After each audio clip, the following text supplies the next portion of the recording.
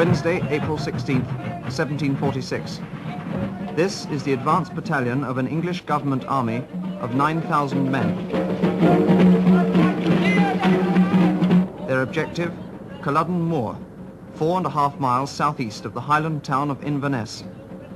Their purpose, the destruction of the Highland Jacobite army of rebellion, a tired, ill-administered force of less than 5,000 men who wait just beyond the top of this ridge. Sir Thomas Sheridan, Jacobite military secretary, suffering advanced debility and loss of memory. Former military engagement 56 years ago. Sir John MacDonald, Jacobite captain of cavalry, aged, frequently intoxicated, described as a man of the most limited capacities. John William O'Sullivan, Jacobite quartermaster general, described as an Irishman whose vanity is superseded only by his lack of wisdom. Prince Charles Edward Stuart, Jacobite commander-in-chief, former military experience, 10 days attendance at a siege at the age of 13. You must understand, without putting too fine a point on it, that the army here is in a total shambles. I've got half my company missing. I just can't find them. They've gone off somewhere to sleep. Your Royal Highness, why exactly are Mr. Sheridan, Sir John MacDonald, and Mr. O'Sullivan handling the administration of your army? Because I chose them. Because I consider those gentlemen to be utterly trustworthy and competent. The first thing my men will find when they do awake is the enemy on them, cutting their throats.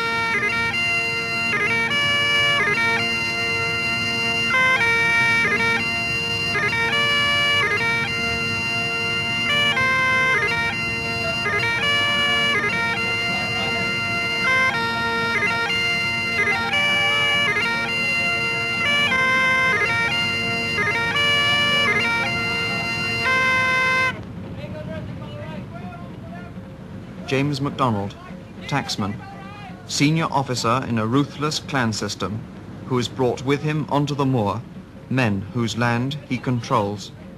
Alistair MacWurrich, subtenant of a tacksman, owns 1/8 of an acre of soggy ground and 2 cows. Alan McCall, subtenant of a subtenant, owns half share in a small potato patch measuring 30 feet. Angus MacDonald, servant of a subtenant. He owns nothing. Lowest in the clan structure, he is called a cotter. This man is totally dependent on the men above him in the clan system. They in their turn on the tacksman, they in their turn on this one man, the man who has brought them all onto the moor. Alexander MacDonald, called in Gaelic Machichrúil, chief of the MacDonalds of Keppoch. The owner of all his tenants' land, the rent he has charged them, is to fight with him as clan warriors whenever he decrees. This is the system of the Highland clan. Human rent.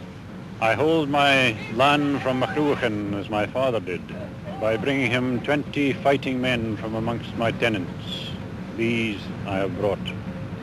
To this man, who is rent, today's battle is a matter of honor. Agus gofuil mu gabhis na honor, sapaidir tú mucin cinni, mach ich groid. Agus a bharachar sin, go da hapatí aharsan is tú maharsa. I fight today because it is an honor to be with my chief Machgich Grún, and because my father fought beside his father. To this man, who is rent, the battle is a matter of revenge. De Machgich Grún, Noorsen te Herlach, San Noorsen, de Keimblich, Jan Kadugat Machrou, called them an agent. I fight first for Machgich Grún, then for Charlie, then because the Campbells who did steal my cows are with the enemy. I have also raised over 100 men from Ranach. Some were unwilling. With these I used force. Alistair MacWurrick, told by his tacksman that if he did not fight, he would have his cattle taken and his roof burnt. This is the system of the clan. A system that has brought onto the moor over 4,000 men. Men from Argyll and Inverness, from Moidart, Appin and the Isles, Catholics, Episcopalians, Presbyterians, the MacDonalds, the MacLeans, the Chisholms, the Camerons, the Farquharsons, the Frasers, men of 14 major Highland clans.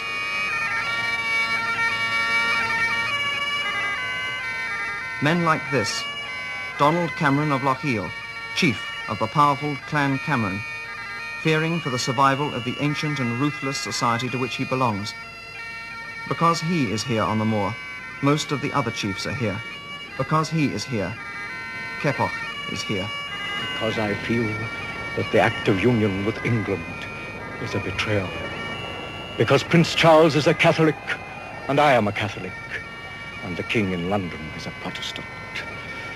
Because Charles is part Scot, and I am a Scot, and the King in London is a German. Prince Charles Edward Stuart, the centre of all these men's hopes, himself half Polish. Age 25 and 4 months. Son of the exile James the Pretender, he landed in Scotland 9 months ago, raised the clan army on a Highland surge of nationalism, marched to Derby, and came within an ace of toppling the Hanoverian dynasty and regaining the throne for his father. Though since forced to retreat back into the Highlands, and despite all evidence to the contrary, Charles remains supremely confident both of victory and his welcome by the English people. King George II is both a usurper and a tyrant. He's kept my father's ground by enslaving all the people of his highland. He's deemed unpopular, and I know that once victory is mine, the people of England will welcome me.